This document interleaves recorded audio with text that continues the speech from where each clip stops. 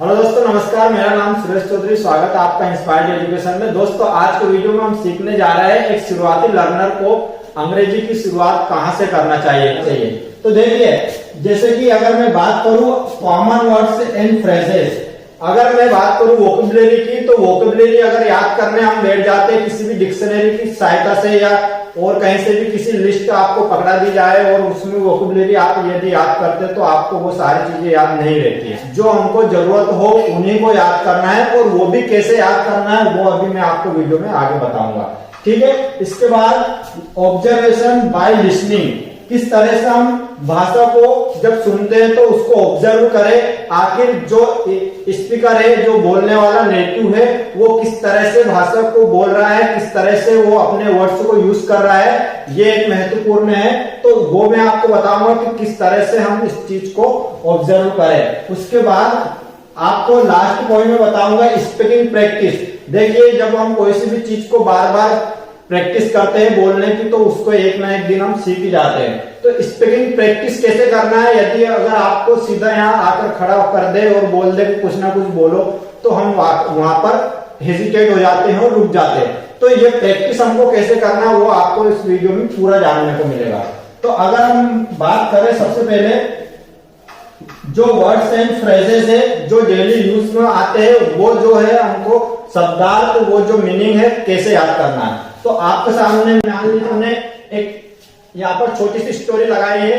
देखिए, जब आप इंग्लिश में कोई ना कोई चीज पढ़ते हैं तो हमको ऐसा फेस करना होता है कि कोई मीनिंग ऐसा होता है जो कि हमको याद नहीं रहता है।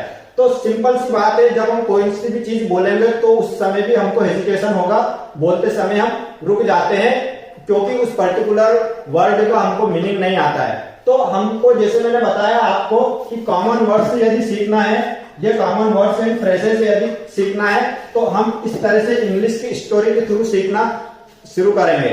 इससे क्या होगा कि वो जो स्टोरी हमको याद रहेगी, उस स्टोरी के थ्रू जो मीनिंग है, जो वर्ड हमने याद किए हैं, जिसको हमने नोट डाउन किए, वो हमको स्टोरी के थ्रू याद रहने लग जाएगी। अगर मैं बात करूं, मान लीजिए आपके सामने इंग्लिश की स्टोरी है। देखिए, सिंपल सी लैंग्वेज में पहला पॉइंट में मैं ये बताना चाहता हूं कि किस तरह से हमको वोकेबुलरी बिल्डअप करना है, एक स्ट्रॉन्ग वोकेबुलरी बिल्डअप करना है। तो देखिए, अगर मैं बात करूं, यहाँ पर हमने एक स्टोरी ली है जो कि इंग्लिश में है।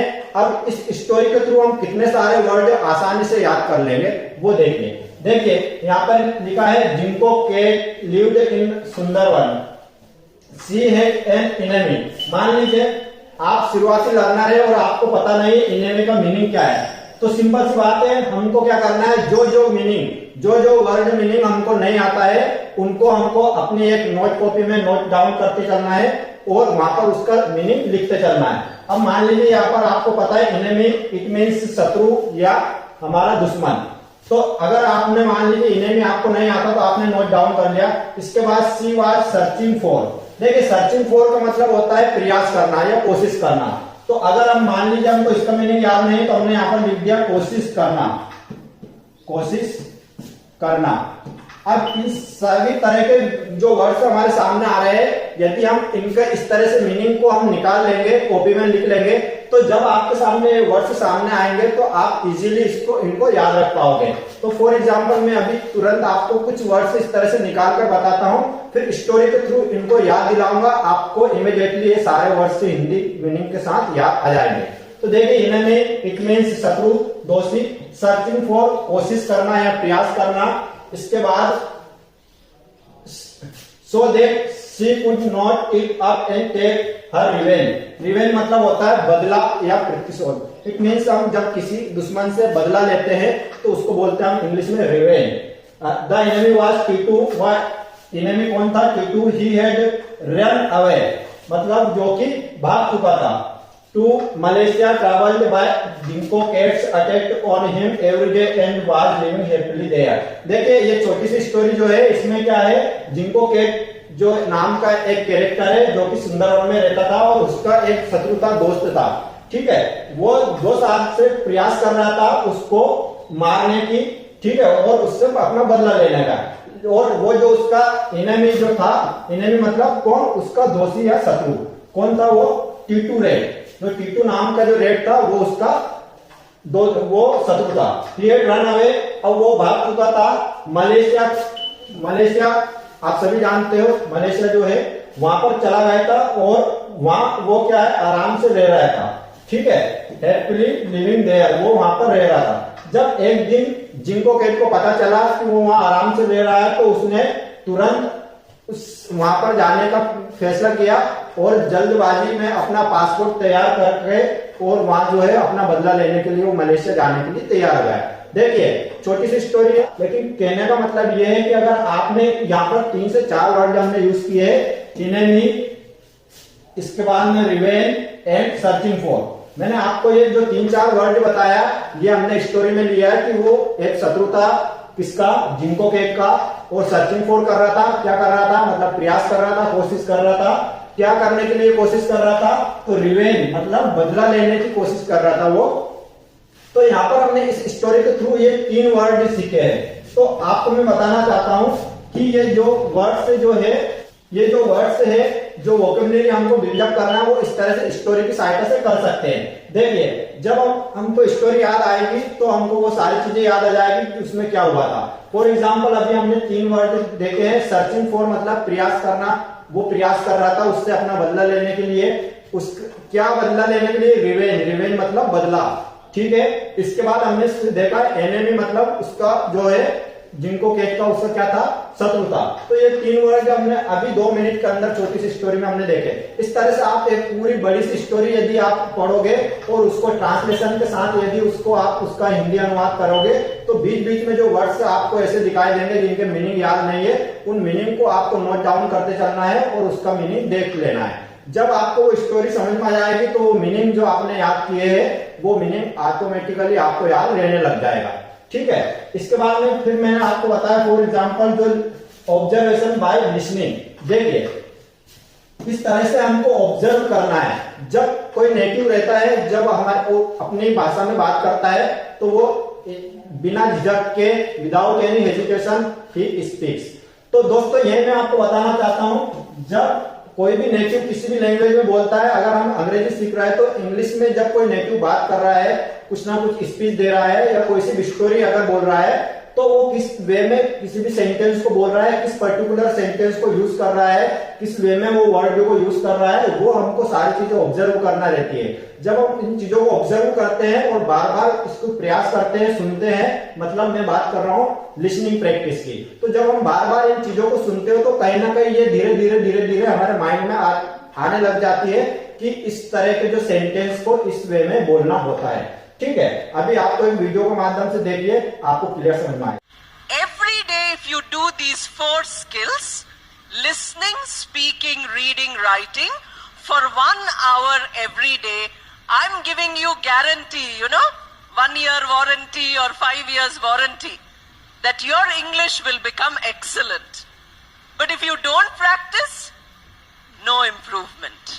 I can't give you any capsule. I can't say, please go to the medical shop, buy 10 tablets, 1 morning, 1 evening. After 10 days, good English. There is no such tablet in the market. There is only one tablet and that is hard work.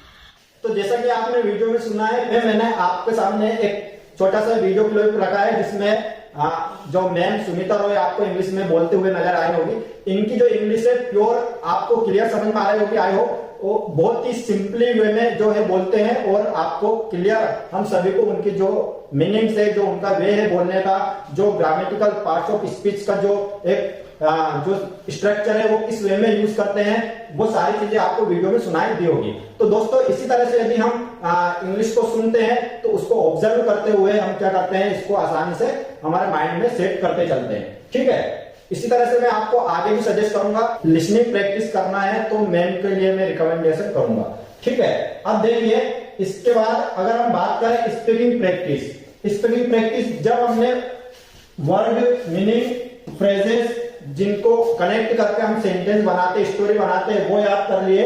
वो याद करते हुए फिर हमने listening practice कर ली।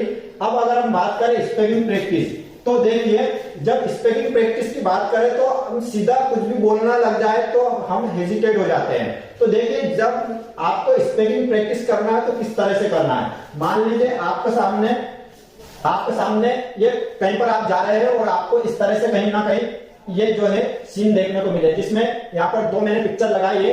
दोनों picture में garden में कुछ बच्चे कुछ ना कुछ एक्टिविटी कर रहे हैं। तो सपोज मैं आपको बताना चाहता हूं कि आप जहां रहते हैं, जहां जाते हैं, तो जहां आपको कुछ दिखता है, उस सीन को, उस व्यू को देखकर हमको क्या करना है, कुछ ना कुछ इंग्लिश में सेंटेंस बनाना है। इससे हमारी इंग्लिश बोलने की प्रैक्टिस होती है, क्योंकि आपको पता है हमने जब लिसनिंग प्रैक्टिस की है तो किस तरह से ऑब्जर्व करके सीखा है, इस वे में सेंटेंस को बोला जाता है। तो उसी वे में जो हमने ऑब्जर्व किया, उसी वे में हमको इंग्लिश में बोलने की प्रैक्टिस भी करनी होती है। तो देखिए, जिस तरह से अगर मैं बात करूं, मान लीजिए आप कहीं पर जा रहे हैं, हमने देखा है कि बाहर एक गार्डन है जहां पर कुछ बच्चे बैठे हुए हैं, कुछ एक्टिविटी कर रहे हैं, कुछ ना कुछ अदर काम कर रहे हैं। तो देखिए, अगर आपको इस तरह से सीन दिखाई देता तो हम इसको किस वे में, किस तरह से बोलना स्टार्ट कर सकते हैं। तो हम बोल सकते हैं कि a child,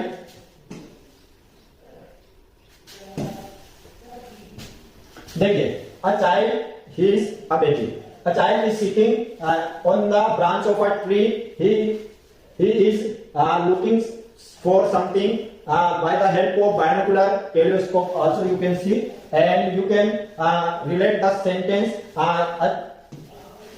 doll is sitting near under the tree and she is painting something, I think, and other she is a doll also and she is reading books, and other the students they are playing football.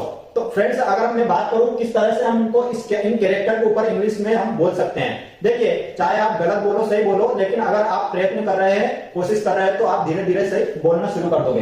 तो बस यही करना है कि जब अब हम कोई सी भी चीज को देखते हैं तो उसके बारे में सेंटेंस इंग्लिश में बनाना शुरू करते हैं, इससे हमारी प्रैक्टिस होती है। उसी प्रकार यहाँ पर भी मैंने कुछ कैरेक्टर आपके सामने लगाया है। ये जो सभी चिल्ड्रन है वो भी जो है गार्डन में एक्टिविटी कर रहे हैं, कुछ एक्सरसाइज कर रहे हैं, कुछ गेम्स खेल रहे हैं। तो इस तरह से अगर हम इनको देखकर इंग्लिश में बोलेंगे तो हमारी प्रैक्टिस ऑटोमेटिक आएगी। तो दोस्तों, आपको ये बताने का प्रयास था वीडियो में कि कैसे हम जो है शुरुआती स्टेज में इंग्लिश बोलना शुरू कर सकते हैं। अब देखिए, अगर हमने इन चीजों पर बात की है, हमने देखा है कि किस तरह से हमको वोकैबुलरी बिल्डअप करना है। देखिए, जो फ्रेजेस बहुत महत्वपूर्ण होती है, क्योंकि ये क्या होता है, इससे हम किसी भी सेंटेंस को कनेक्ट करके और उसको स्टोरी टाइप में बोल सकते हैं। तो जब हमको मीनिंग याद रहेंगे और जो फ्रेजेस, इट मींस अगर मैं बात करूं कनेक्टर वर्ड्स, तो वो भी हमको याद होना चाहिए। इसके बाद में हमने लिसनिंग के बारे में समझा, स्पीकिंग प्रैक्टिस समझा।